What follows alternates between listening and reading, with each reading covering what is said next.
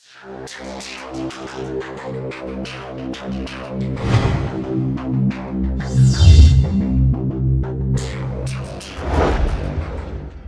2021년 10월 7일 이정훈입니다. 화천대유 사건 21번째. 오늘의 제목은 이재명과 유동규의 뻔뻔함을 고발한다. 또 다른 제목은 검찰 수사를 보면서도 대장동 게이트를 밀어붙여? 이거는 제가 이재명, 유동규한테 묻는 질문입니다. 그리고 세 번째로 내가 다룰 주제는 이재명 이 주장하는 국힘당 게이트 그것가 무엇인지 설명하도록 하겠습니다. 이재명이 거듭해서 국힘당 토건 게이트라고 주장을 하는데 그 근거가 무엇일까요? 1,006억 원을 배당받은 천화동인 4호 대표가 남욱 변호사죠.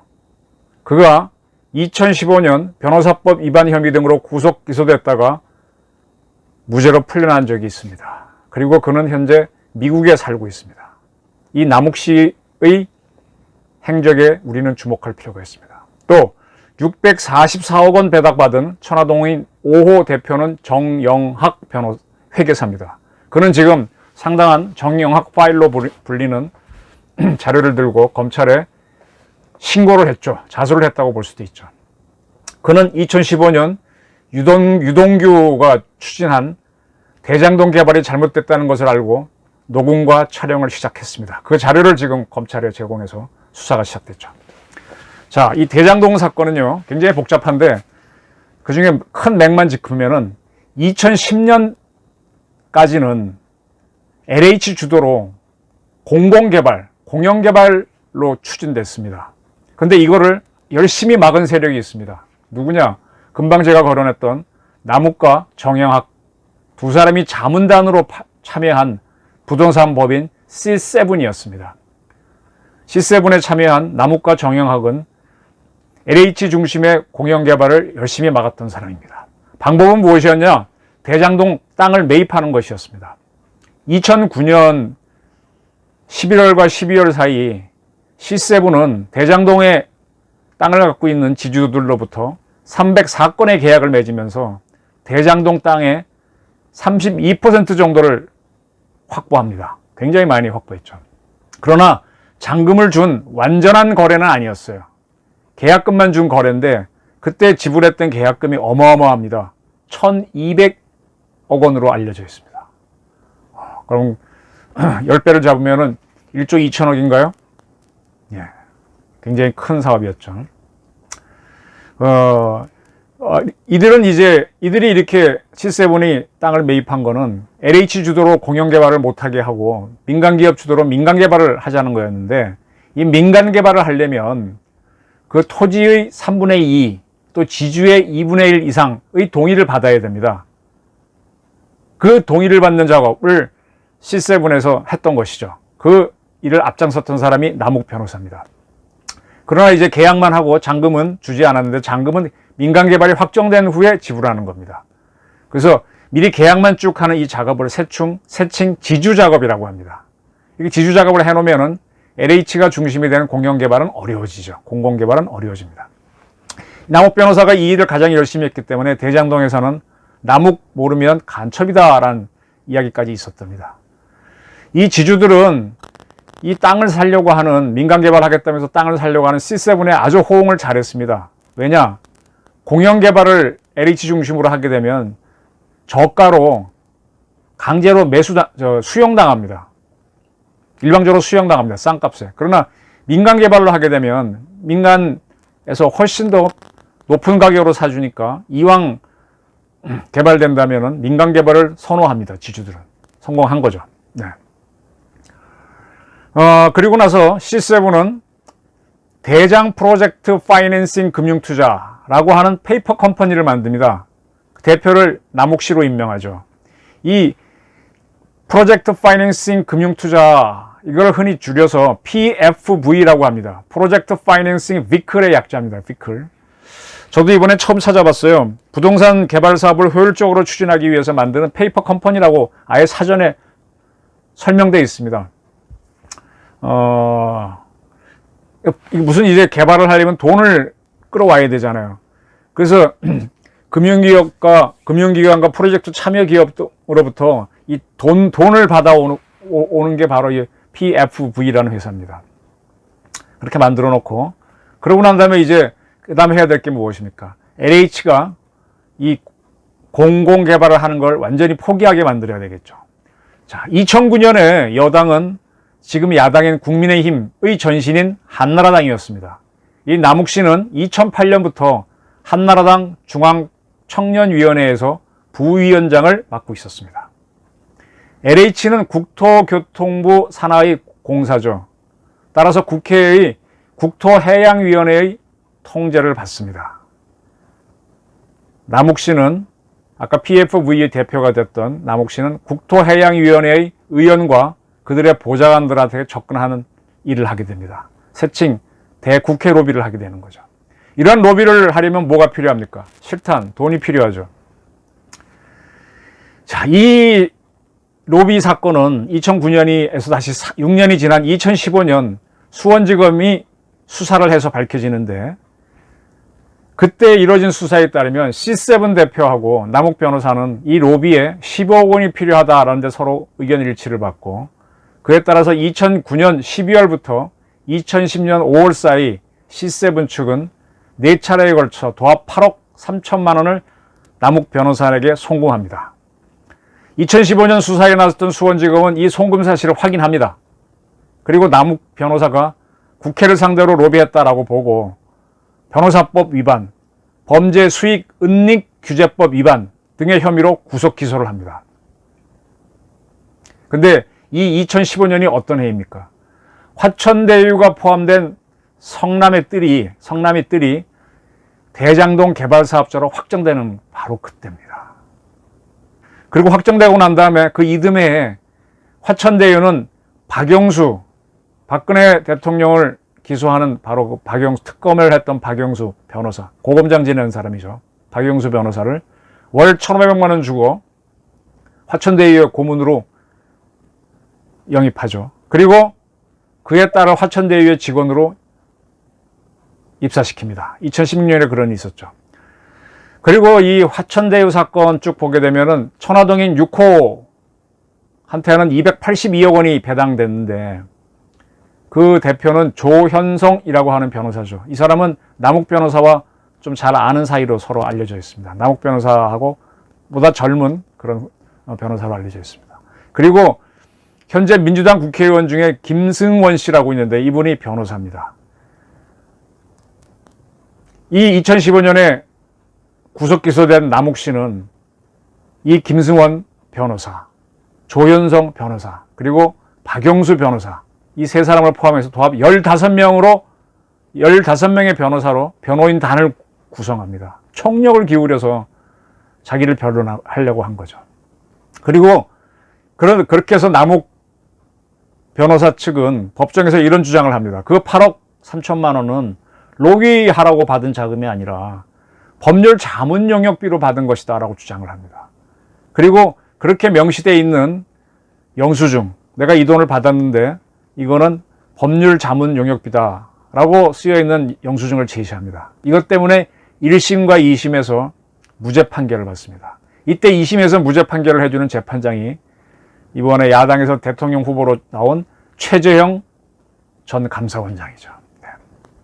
이렇게 해서 대법원까지 안고 이제 남욱 변호사는 살아났는데, 이때 상당히 큰 충격을 받은 모양입니다. 2015년에. 그래서 그는 한국을 떠나서 미국에서 살게 됩니다. 잠시 후에 그 남욱 씨의 미국행에 대해서는 잠시 후에 설명드리겠습니다. 자, 이재명 씨가 지금 대장동 사건은 국힘당 토건 게이트라고 주장합니다. 그때마다 신영수 국회의원을 자꾸 거론합니다. 왜 이렇게 됐느냐? 2009년도에 이 대장동은 분당구 소속입니다. 성남 분당구. 이 분당구를 지역구로 한 국회의원이 2009년도에는 바로 한나라당의 신영수 씨였습니다. 이 수원지검은 2015년에 이 대장동 로비 사건을 수사하면서 남욱 씨를 구속 기소한 것과 별도로 C7 측이 신영수 국회의원의 동생에게 2억 원을 준 것을 찾아냅니다. 그리고 C7이 LH의 윤병천 이사에게 13억 8천만 원을 보낸 것도 찾아냅니다. 이렇게 돈을 준 거는 LH로 하여금 대장동 개발을 포기하게 하는 그런 목적으로 봤던 거죠. 그리고 이 사건은 법원에서 유죄가 인정돼서 모두 처벌을 받습니다. 그래서 계속 이재명 씨는 신영수 의원을 결혼하면서 국힘당 토건 게이트라고 주장하는 겁니다. 그런데 이 국힘당 토건 게이트라고 하는 건 이재명이 붙인 이름이고 2015년에 있었던 수원지검의 이 수사는 대장동 로비 사건으로 불립니다. 대장동 로비 사건. 근데 이거를 자꾸 지금 이재명은 신 의원이 연루된 국힘당 토건 게이트라고 하는 겁니다. 그런 차이가 있으면 있다는 걸 아시고요. 자. 근데 또 하나 주목할 건 이 사건은 2009년에 발생한 범죄 행위인데 수사는 2015년에 있었다는 겁니다. 6년 뒤에 있었던 거죠. 그때 2015년 때 이 수사를 한 게 수원지검인데 그때 수원지검장이 누구냐? 강찬호 씨인데 지금 강찬호 씨는 화천대유의 자문이 돼서 2020년까지 월 수백만 원을 받았다는 거잖아요. 그러니까 이 사건이 웃기는 거예요. 아까 박영수 씨는 남욱 씨 변호인이 됐다가 화천대유의 자문이 고문인가요? 뭐 그런 게 되고 그렇게 되는 겁니다. 자, 수원지검이 대장동 로비 사건을 수사한 거는 2015년 6월이라 그랬는데 그 직전인 2015년 초에 성남도시개발공사는 화천대유가 포함된 성남의 뜰을 대장동 사업자로 지정을 합니다. 그때 성남시장이 재선된 이재명입니다. 그리고 성남도시개발공사의 기획본부장으로서 사장 직무대행을 하게 된 사람이 유동규입니다. 자, 2010년에는 다시 또 이런 날 돌아가겠습니다. 2009년도에 이제 이러한 로비가 있었고 2009년 10년에 걸쳐서 있었죠. 근데 2010년에는 수원지검이 이걸 알지 못했기 때문에 수사가 없었잖아요. 그래서 그건 지나갑니다. 로비가 성공한 거죠.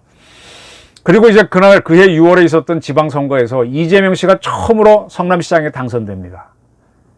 근데 바로 그 직전에 아파트 리모델링 추진위원회 조합위원장이 유동규 씨였는데 유동규 씨가 이재명 씨를 적극 지지를 선언합니다.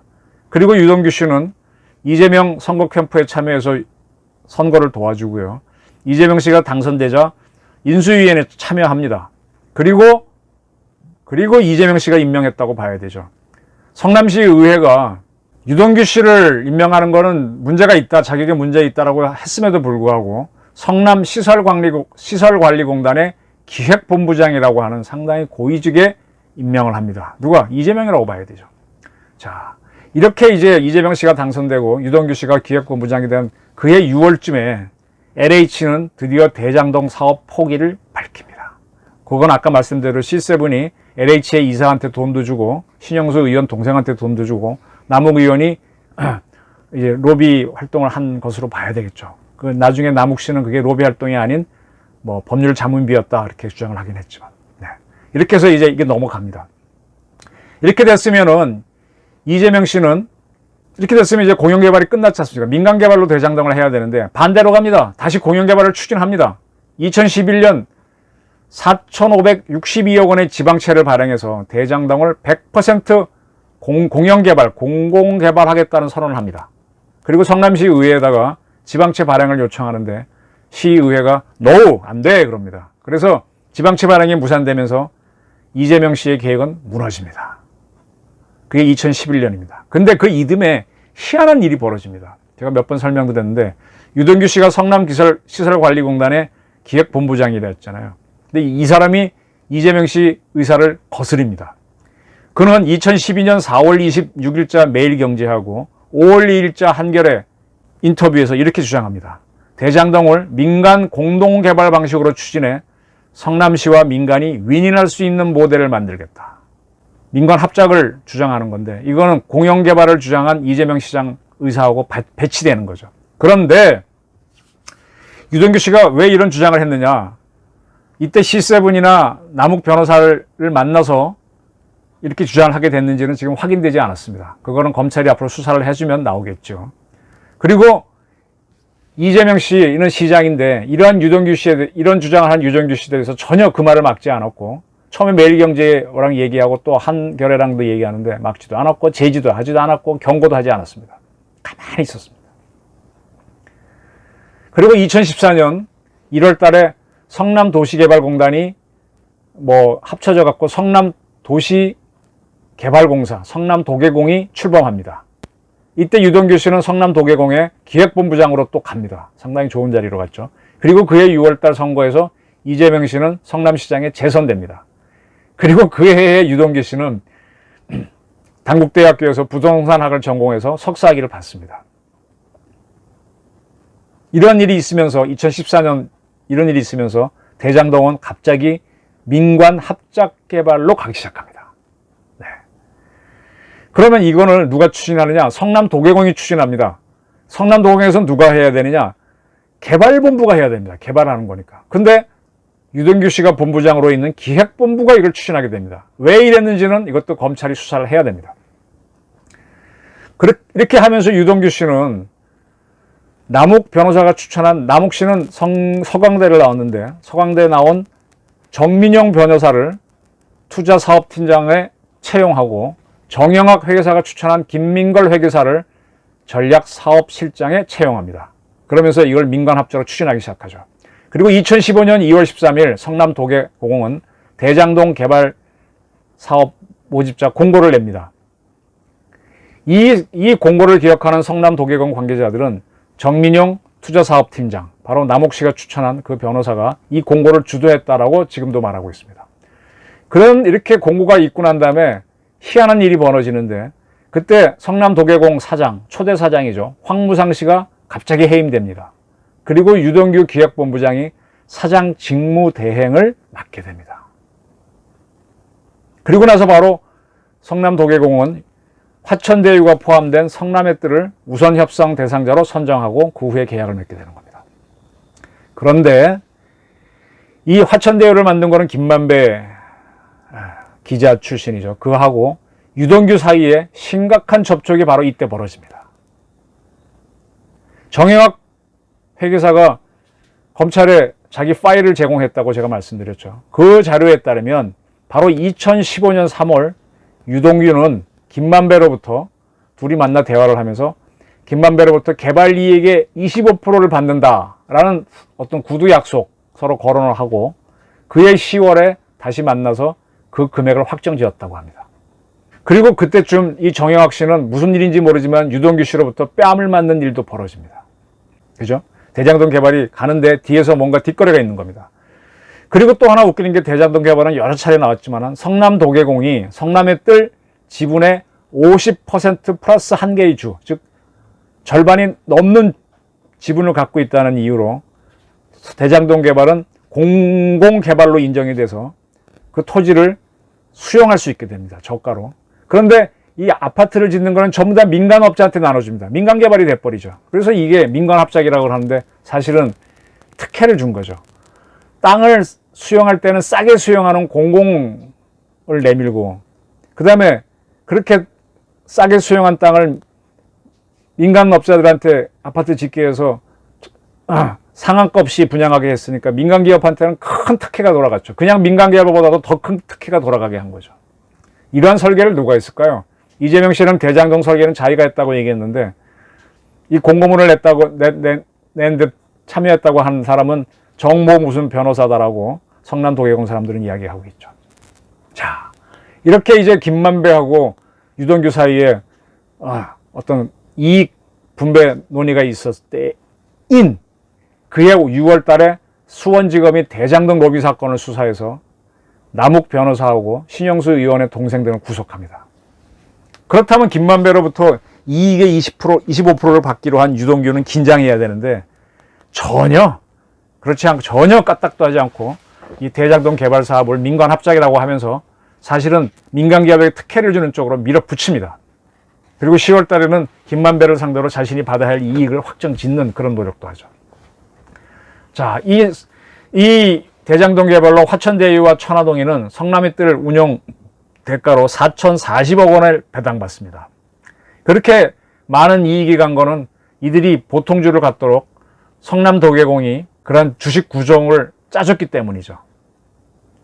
이건 누가 한 걸까요? 이걸 밝혀내야 되는 게 앞으로 검찰 수사죠. 그 다음에 화천대유는 성남의 뜰로부터 5개의 필지를 받아서 2필지는 자기가 직접 시공사를 선정해서 시행을 해갖고 돈을 벌고, 3필지는 대우하고 포스코에 팔아갖고 또 돈을 법니다. 이게 아마 이 2개만으로도 5천억 이상 매출을 올린 걸로 보여요. 거의 1조 원 이상의 큰 돈을 벌었는데, 뭐 순익은 좀 떨어지겠지만 이 대단한 특혜가 간 겁니다. 근데 이것도 이제 앞으로 검찰이 밝혀줘야죠. 근데 2015년 검찰 수사에서 이 남욱 씨는 자기 후배도 성남 도계공에 보내놓고 했으니까 분명히 대장동 개발 사업에 참여를 했는데, 대장동 로비 사건으로 구속됐다가 15명의 변호사를 고용하면서 간신히 빠져나오잖아요. 그래서 큰 충격을 받습니다. 그리고 미국에서 살려고 하는 마음을 굳히고 미국 삶을 준비합니다. 아직 이분이 미국에 이민을 간 건지 영주권자인지 그건 제가 확인하지 못했는데, 어쨌든 미국을 주거지로 삼고 사는데 성공해서 그때부터 미국에 있다가 한국을 방문하는 걸로 바꾸게 됩니다. 그래서 그가 미국에 거주하는, 미국의 안착이 확실해지자 그의 부인이 정모 씨인데요. MBC 기자입니다. 그 기자는 2019년 육아휴직을 내고 2년 동안 미국에서 남편하고 같이 생활을 하죠. 그리고 2011년 원래 대장동 게이트가 터져 나오자 잠시 들어와서 MBC에 사표를 내고 다시 돌아갔습니다. 지금 MBC에는 제3노조가 보수 노조인데 아주 이 정기자 사건에 대해서 굉장히 비판을 하고 있습니다. 자, 아까 남욱 변호사는 유동규가 있는 성남 도계공이 대장동 사업을 밀어붙일 때 위험하다. 김만배하고 뭐 이익을 나누는 걸 보면서 위험하다고 판단해서 본인은 미국에 가서 사는 준비를 하는데 정영학 회계사도 위험하다고 판단하고 그때부터 녹음과 촬영을 시작합니다. 유동규를 위험하다고 봤다는 거겠죠. 자, 근데 이러한 정영학 씨하고 남욱은 2013년에 정재창 씨가 주도한 위례 신도시 개발에도 참여했습니다. 그 위례는 3분의 1은 서울, 3분의 1은 하남, 3분의 1은 성남에 포함되거든요. 때문에 성남도시시설공단이 개입하는데 그때 정재창 씨는 유동규 그 공단의 기획본부장한테 3억 원을 줬습니다. 뇌물로 봐야 되겠죠. 그리고 그걸 사진으로 찍어놨었어요. 그리고 대장동 개발이 대박을 터뜨리자 유동규를 찾아가서 돈 내놔라 협박을 했겠죠. 그러면 정재창 씨는 유동규가 대장동 개발로 김만배 등으로부터 수익을 받아서 대박을 큰 돈을 챙긴 걸 알았다는 얘기인 겁니다.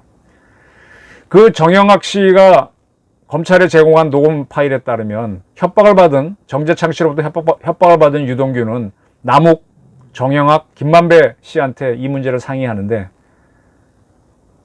이 문제 해결을 누가 해주는가 하면 남욱과 정영학 씨가 하게 됩니다. 두 사람이 각각 60억씩 내서 도합 120억을 정재창 씨에게 지불합니다. 근데 정재창 씨는 이 돈 적다. 더 내놓으라. 30억 더 내놓으라고 천화동인 5호 대표가 정영학으로 돼 있죠. 거길 상대로 올해 7월 달에 소송을 제기했습니다. 이게 뭐예요? 그럼 대장동 개발과 관련해서 문제가 많다는 이야기는 막 퍼져나가는 거죠. 이재용에게 됐기 때문에 2019년부터는 대장동 개발에 문제가 있다는 얘기가 설설 나왔고 그 결과 지난 8월 달에 경기경제신문에 박종명 기자가 이 사건을 보도하게 됩니다. 그러니까 겁나는 사람들은 긴장을 하는 거죠. 남욱 씨는 미국에 머물고 안 들어오고 정영학 씨는 결국은 자기가 만들었던 녹음 그 다음에 사진 이런 걸로 파일을 만들어서 그중에 같은 파일을 만들어서 몇 개는 지인한테 맡기고 그걸 검찰에 그걸 갖고 가서 신고를 합니다. 그런데 이 파일 중에 같은 복사한 파일 중에 하나가 국힘당에 전달됐다는 거잖아요. 이러한 자료를 받고 난 다음에 이제 검찰은 수사팀을 구성해서 유동규 집을 압수수색했지만 유동규는 이미 눈치를 채고 주소지를 원룸인 오피스텔로 옮겨놨으니까 그 집에서 아무것도 가져갈 게 없지 않습니까? 그리고 뭐 휴대전화를 버렸니 어쩌니 뭐 누구한테 맡겨놨니 그러다가 결국 구속이 됐고요. 그래서 검찰이 지금 수사를 하는데 검찰이 지금 상당히 좀 깝깝한 게 국힘이 같은 자료를 갖고 있으니까 어느 부분을 건너뛰거나 달리 해석하면 당하죠. 그래서 검찰은 아직은 그냥 똑바로 가는 것 같습니다. 자, 성남 도계공과 성남의 뜰이 대장동 게이트를 2015년부터 특혜가 가도록 추진했잖아요. 그때 수원지검은 그 직후인 2015년 6월 달에 대장동 로비 사건을 수사했습니다. 그렇다면은 성남 도경호하고 성남시는 긴장을 해야 되는데, 그냥 아까 말씀대로 그냥 유동규는 내 이익 얼마 하고 그걸 김만배와 합의를 하게 되잖아요. 그대로 밀어붙였습니다. 그리고 이재명 씨도 이에 대한 보고를 받았을 텐데 특별한 조치를 취하지 않습니다. 그리고 이제 와서 대장동 게이트가 터지자 이재명은 대장동 로비 사건을 가리키는 국힘당 게이트만 주장하고 있습니다. 현재 사건을 얘기하는 게 아니라 2009년에 있었던 사건을 이야기하는 겁니다. 그러나 대장동 로비 사건은 검찰 수사가 있고 재판도 있었기 때문에 흘러간 사건이고, 대장동 게이트는 지금 닥쳐온 태풍, 폭풍입니다. 옛날을 이야기하고 있어요. 전설 따라 삼천리를 이야기하고 있습니다. 이재명 씨는 곽상도 의원의 아들이 50억 퇴직금을 받았다는 걸 강조하면서 국힘당 게이트라고 하는 것 같은데, 그러나 유동규가 받기로 한 그 김만배로 받기로 한 돈에 대해서는 유구무원입니다. 그리고 우리가 지금 봐야 될 거는 아버지를 포함한 가족들이 부동산 문제를 일으켰다고 해서 국힘당의 윤희숙 대통령 후보로 나섰던 윤희숙 의원이 사퇴했죠. 의원직까지 사퇴했죠. 그리고 곽상도 의원도 아들이 퇴직금 문제로 시끄러우니까 의원직 사퇴했죠. 근데 민주당 보게 되면 위안부 위한다고 하면서 그 돈을 갖고 사기를 친 게 누굽니까? 윤미향이죠, 윤미향. 근데 민주당은 윤미향에 대해서 당을 나가게만 하고 의원직 사퇴는 아직 안 시키고 있습니다. 지금 재판을 받고 있는데도 그래요. 이재명 씨는 일원이라도 부당한 이익을 취하지 않았다고 주장하고 있는데, 그 유동규는 자기 측근이 아니라고 주장하고 있는데, 왜 이 윤미향, 이재명은 이렇지? 라는 거를 저도 보고 있고 이 방송을 듣는 국민들도 보고 있을 겁니다. 수원지검이 대장동 로비 사건 수사할 때 유동규가 돈을 챙긴 것에 대해 이재명 시장은 저는 관리 책임이 있다고 봅니다. 이에 대해서 이재명 씨는 뭐 관리를 잘못했다고 인정을 하긴 했습니다. 근데 거기서 끝날까요? 저는 지금 쭉 이 사건을 설명드리면서 이재명 씨하고 유동규가 너무 뻔뻔하다고 보입니다. 진짜 뻔뻔합니다. 후안무치, 철면피, 후훅을 넘어서 뻔뻔하고 보입니다. 그래서 저는 이 대장동 게이트 그 뒤끝이 어떨지 매우 궁금합니다. 대장동 게이트하고 국힘 게이트 좀 이해가 되십니까? 계속 이 사건을 주시해 주시기 바랍니다. 감사합니다.